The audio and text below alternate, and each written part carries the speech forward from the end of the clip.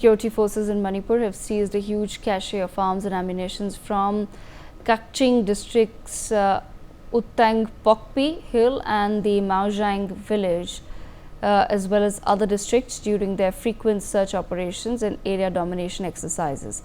The security forces have been maintaining a strict vigil in a concerted effort to maintain peace and prevent any untoward incidents in the fringe and vulnerable areas of Manipur. The troops recovered two country-made 9mm pistols with one magazine, one .22 rifle with magazine, one country-made launcher, 1.36 HE grenade, 6 live rounds of ammunition, 27 empty cases, one Lathod empty case, 2 smoke grenades, 5 tear smoke shells, one Bofing handset, 1 pistol holster, and several other ammunitions. Moreover, the Manipur police has ensured the movement of 250 and 12 vehicles carrying essential items along NH37 and NH2. The personnel have taken strict security measures in all vulnerable locations, while security convoys have been provided in sensitive stretches to ensure free and safe movement of vehicles. 110 checkpoints have also been installed in different districts of Manipur, both in the hill and valley. My colleague Nibir Deka with us on the broadcast. Nibir, lots of information coming in from Manipur this morning. Can you please take our viewers through all the relevant details? What really have the forces now found in the search operations, and what really is the latest update? Well, if you see that in recent times there has been escalation of violence in Manipur. There has been 2 incidents wherein 2 ladies have died in different parts of the state, and after these instances of violence, the security forces have ramped up their vigil and surveillance in different parts of the state. And as per these vigilance and surveillance operation, a major cache of arms and ammunitions have been recovered by the security forces along with the Manipur police.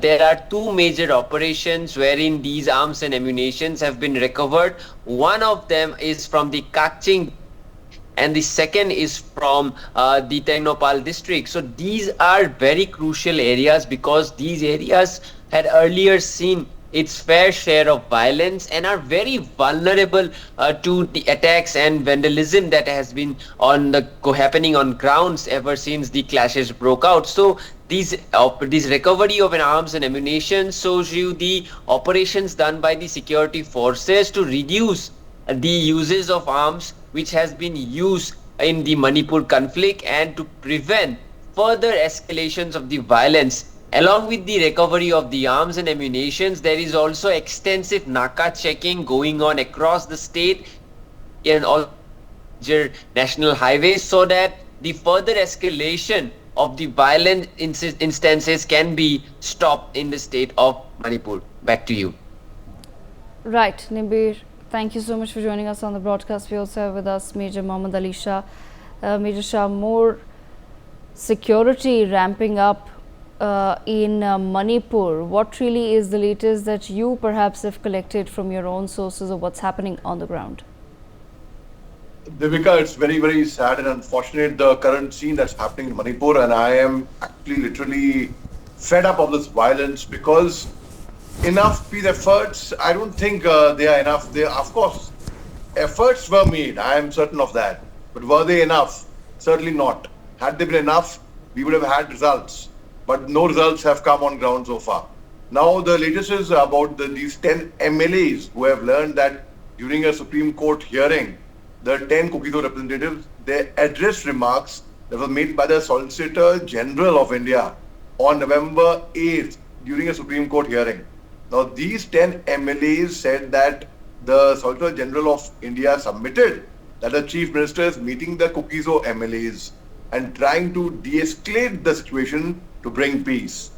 The statement read, along with the fact that this submission is blatant lie and amounts to misleading and misleading the Honorable Supreme Court of India.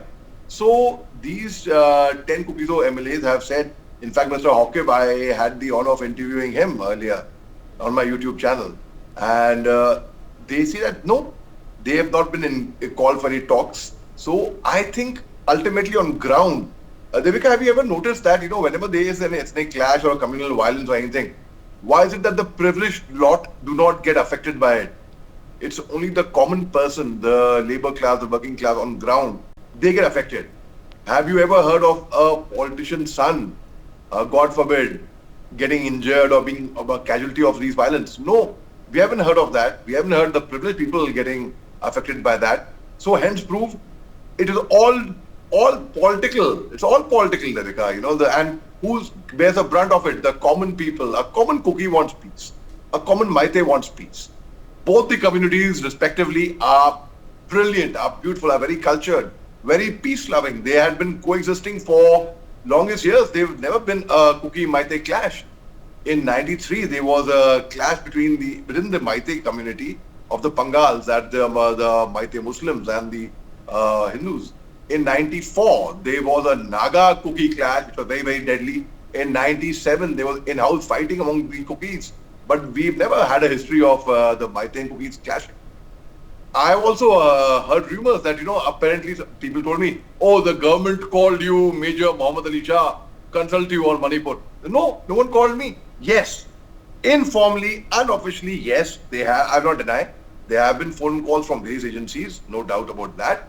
But officially, there should be an official understanding of this, that there has to be a peace committee set up as soon as possible of people who are passionate about Manipur, who understand Manipur back of the hand. One such name that comes to my mind is Lieutenant General Pradeep Nair, the former Director General of Assam Rifles, who has just retired. He awarded me this commendation card.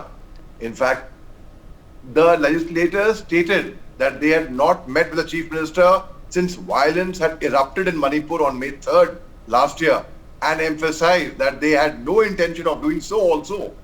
They went on to accuse Mr. Brain Singh of orchestrating the violence, calling him the mastermind behind the conflict. Now this has to be inquired, and it has to, once proved, only one can talk about it. They also criticized the Solicitor General's statement in the Supreme Court, accusing him of not verifying facts before presenting arguments.